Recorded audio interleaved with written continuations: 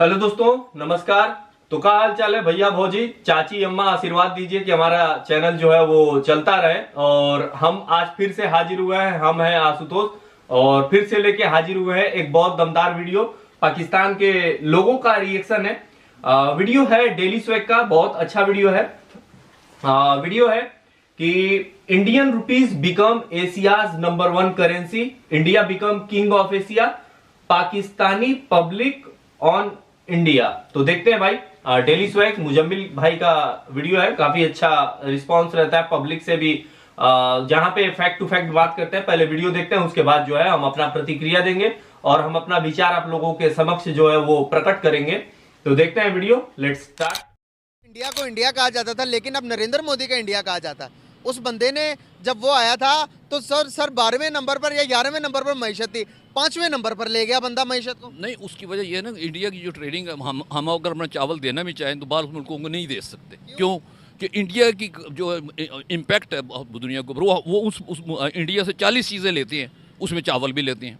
हमसे वो चावल लेते हैं, बाकी जो 25 चीज़ें वो ले ही नहीं सकते हमसे। सर ऐसा क्यों है?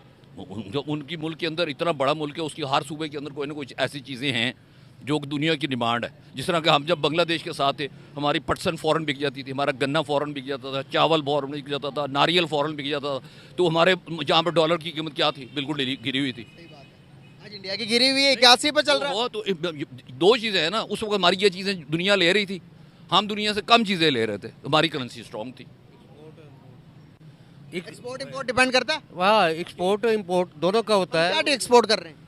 हम अपने जो है ना, वो हमारी एक्सपोर्ट जो वो कम हो गई है, इंपोर्ट जो है वो ज़्यादा हो गई है। ट्रस्ट डेफिसिट कहते हैं कि उसमें जो ना, इस वजह से जो ना डॉलर वो ज़्यादा महंगा हो जाता है और करेंसी जो है ना वो लो हो जाती है। हाँ जी। कैसे देखते हैं कि एक टाइम था कि हम कहते थे कि भाई हम जिस चीज़ को हाथ लगाते सोना हो जाता है। पाकिस्तान आने वाले टाइम के अंदर पूरी दुनिया पर रूल करेगा, पाकिस्तान के हाँ या ना से पूरी दुनिया के फैसले हुआ करेंगे।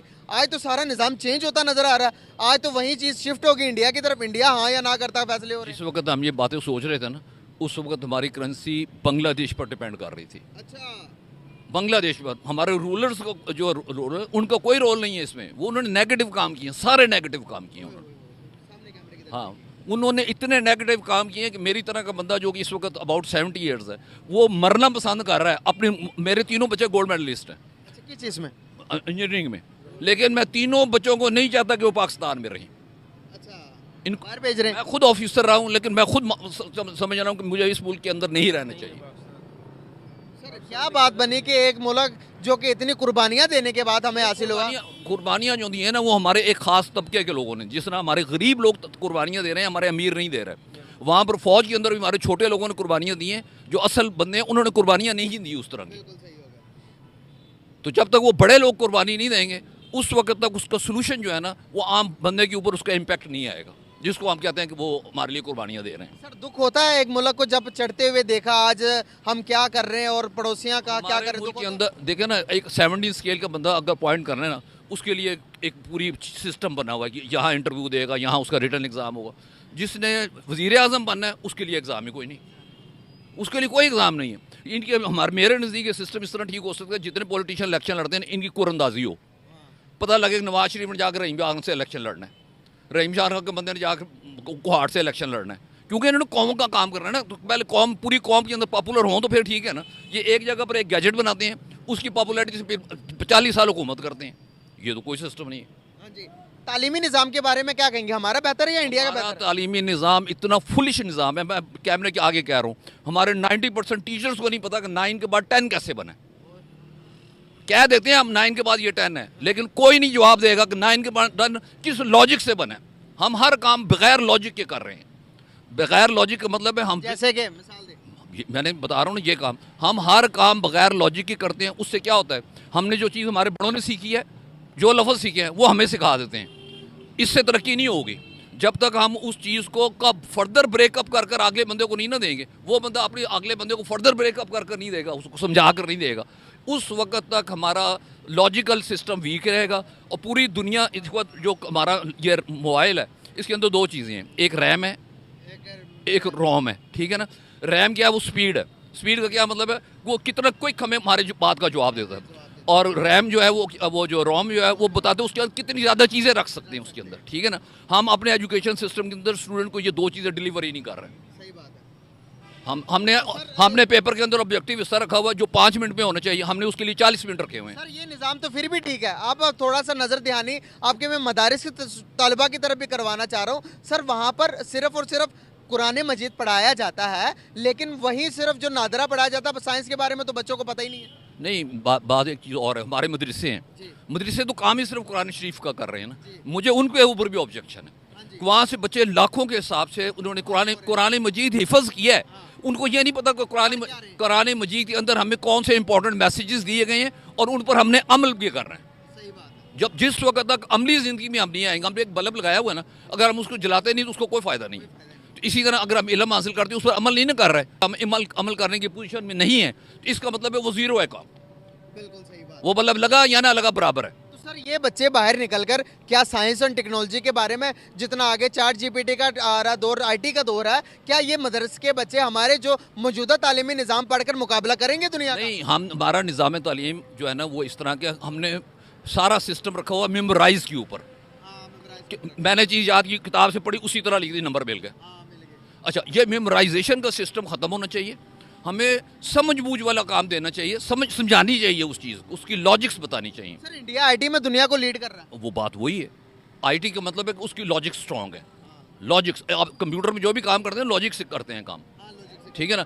जो जब तक लॉजिक्स का मतलब है आप उसकी विजडम ठीक कर रहे हैं, अगर लॉजिक नहीं है तो आप विजडम नहीं ठीक कर रहे हैं, आप उसकी सिर्फ यानी उसकी जो रैम और रोम वाला मामला, आप उसकी रोम को भर रहे हैं, उसकी रैम के लिए कुछ नहीं कर रहे, कुछ नहीं कर रहे। बिल्कुल सही। आप तो चलिए भैया, वीडियो जो है वो समाप्त हो गया। ये बड़ा दुर्लभ चाचा थे, दुर्लभ प्राणी कह सकते हैं। पाकिस्तान में ऐसा दुर्लभ प्राणी जो है वो मिलते नहीं है। देखिए भाई, बहुत सही सही बात बोल रहे थे, हम तो इसीलिए दुर्लभ बोल रहे हैं। दुर्लभ मतलब आप लोग जानते ही हैं कि जो जिसका मिलना जो है वो बहुत कभी कदार दिख जाता है, ऐसा लोग तो दुर्लभ उसे ही बोलते हैं। तो ये दुर्लभ थे, काहे कि भैया ऐसा सोच वाला जो है पाकिस्तानी नहीं मिलेगा। और बहुत सही सही बात बोल रहे थे, एक्सपोर्ट पे भी बात हो रहा था, शुरू में एक्सपोर्ट पे भी बात हुआ है, उसके बाद जो है अपने रूलर्स को भी लेके बात की। देखिए सबसे बड़ा चीज ना कि हम एक्सपोर्ट पे बात करते हैं कि पाकिस्तान जो है भैया वो एक्सपोर्ट, पहले तो पाकिस्तान जो है वो एग्रीकल्चर में पहले एक्सपोर्ट बहुत होता था, ऐसा नहीं है, लेकिन ये लोग जो है ना अपने पैर पे ही कुल्हाड़ी मार लिया है। हर चीज में जो है ये लोग ना किसी चीज को जो है वो प्रोत्साहन नहीं दिया ताकि ये लोग आगे बढ़ सके। एग्रीकल्चर में हम तो मानते हैं कि भैया पाकिस्तान, बहुत सारा पाकिस्तानी भी बोलता है कि पाकिस्तान जो है वो एग्रीकल्चर वाला देश है, जहां पे बहुत सारे हम लोग विदेशों में चावल बेचते हैं। लेकिन उसके साथ साथ ये लोग झूठ भी बोल देता है कि जो है इंडिया जो है हमारा चावल हम ही से लेके हम ही लोगों को चूना लगा के विदेश में जाके चावल बेच देता है। अरे भैया, भारत से ज्यादा तुम लोगों का जो है वो एग्रीकल्चर लैंड है और हमारे देश में तुम लोगों से अच्छे अच्छे किस्म के जो है वो चावल होता चीजें। देखिए भाई, ये लोग एक्सपोर्ट खाली किया है, कुछ नहीं, खाली बस ये लोग जो है मनी लॉन्ड्रिंग से रिलेटेड जो है वो एक्सपोर्ट किया है। अपने देश से दूसरे देश में ये लोग भिखारी एक्सपोर्ट किया, दूसरे देश में जाके ये लोग ऐसा ऐसा काम करता है कि उल देश भी इन लोगों से तंग आकर वहां के रहने वाले जो पाकिस्तानी उनको लात मार के भगा दे रहा है। भैया तुम अपने देश जाओ, तुम लोग यहाँ पे भी आके जो है वो गंद फैला दे रहे हो। तो तुम पाकिस्तानी जो है ये सब जो है यही सब खाली एक्सपोर्ट किए, जिससे पाकिस्तान का जो है छवि न सिर्फ बिगड़ा है बल्कि जो पाकिस्तान का अच्छा लोग है उसके खिलाफ भी जो है विदेशों में जो प्रोटेस्ट हो रहा है कि भैया आप लोग भी यहाँ से सरकिए। तो ये सब एक्सपोर्ट हुआ है और कुछ ज्यादा एक्सपोर्ट नहीं हुआ है। और इन लोगों का जो रूलर है, हुक्मरान जिसको बोलते हैं, तो इन लोगों का जो भी रूलर आया वो खाली भारत से इन लोगों को नफरत सिखाया, छोटा छोटा बेवकूफ बनाया पब्लिक को, जिसके घर में पैसा नहीं रहता है तो उसको ये लोग जिहादी बना के भेज देता है कि भैया जाओ भारत में हमला कर दो, ये कर दो, वो कर दो। तो ये सब चीजें इन लोगों के आर्मी का लड़का या फिर राजनेताओं का लड़का, हुक्मरान का लड़का, नेता परिता का लड़का, कोई लोग नहीं भेजेंगे कि भैया जाओ तुम लोग जिहादी बन के भारत में हमला करो। कश्मीर इसीलिए न अशांत था, कश्मीर इतना दिन तक अशांत क्यों था? जब तक धारा 370 नहीं हटा था तब तक तो ये लोग पाकिस्तानी ना वहां पे गंद मचाए हुए थे सब। तो कश्मीर को अशांत करने में जो है पाकिस्तानियों का ही हाथ है। इसीलिए भैया देखिए कि पाकिस्तान ने जैसा कर्म किया है वैसा उसको आज फल भुगतना पड़ रहा है। एक कहावत नहीं है कि बोया पेड़ बबूल का आम कहां से पाए, तो अब यही पाकिस्तान का हाल है, क्या कहा जाए। तो जैसा ये लोग किया है वैसा ये लोग पा रहा है। और भी चीजें हैं, इन लोगों का जो बढ़िया बढ़िया लीडर होता है या फिर आर्मी चीफ होता है, उन सब का लड़का ये लोग भेजता है कि भैया तुम लोग जाके यूरोप में पढ़ो। उन सब का लड़का जो है वो पढ़ने में भी तेज हो जाता है, वो सब यूरोप में सेटल हो जाता है। लेकिन आम जो गरीब है पाकिस्तान को, उसका तो उसके दिमाग में ये लोग भूसा भरे न दिया है भारत के खिलाफ नफरत, कि भैया कूड़ा कबाड़ा, कि भैया भारत जो है वो हिंदू मुल्क है, हिंदुओं को मारो, काफिरों को मारो, ये सब ये लोग सिखाएगा गलत गलत, तो ये क्या होगा। तो सबसे पहले इन सब चीजों पे कंट्रोल लगना चाहिए पाकिस्तान को, तब जाके भैया पाकिस्तान का जो है वो हाल सुधरेगा। रहा बात करेंसी का कि भारत का करेंसी इतना आगे कैसे बढ़ गया, तो इसमें न सिर्फ अच्छे लीडर्स का योगदान है, बल्कि हमारे जो इकोनॉमिस्ट हैं, जिससे हमारे अच्छे अच्छे लोग जो हैं, जिन्होंने देश को आगे बढ़ाने में मदद किया है, जिन्होंने हर हाथ लगाया, हर व्यक्ति ने एक अच्छा कदम उठाया भारत को आगे बढ़ाने के लिए, तब जाके भारत का जो करेंसी है वो विदेशों में बोलबाला हो रहा है। न सिर्फ करेंसी का, यूपीआई का बोलबाला हो रहा है, जिससे कह सकते हैं कि भारत का एक अच्छा छवि उभर कर आया और भारत आने वाले समय में पूरा विश्व को लीड कर सकता है। तो यही वीडियो था। वैसे चाचा का बात जो था वो बहुत अच्छा लगा, चाचा को हम नमन करते हैं कि भैया ऐसा चाचा पाकिस्तान में मिलना चाहिए, नहीं तो बहुत नमूना वाला भी चाचा मिल जाता है, तो उनको हम जो छोड़ते नहीं है। तो वीडियो था डेली स्वेग का, वीडियो का लिंक मिलेगा डिस्क्रिप्शन में। और आपको हमारा ये वीडियो अच्छा लगे तो अपने दोस्तों मित्रों के साथ और भाई बहन के साथ, चाचा चाची के साथ वीडियो फैला दीजिए। बड़ा मेहनत लगता है, सोच विचार के बोलना पड़ता है। और इंस्टाग्राम पर चाहे तो फॉलो कर सकते हैं, लिंक मिलेगा डिस्क्रिप्शन में। और शेयर कीजिए, चैनल पे पहली बार आए चैनल सब्सक्राइब कीजिए। तो मिलते हैं अगले वीडियो में किसी और नए रिएक्शन के साथ, तब तक के लिए जय हिंद, वंदे मातरम।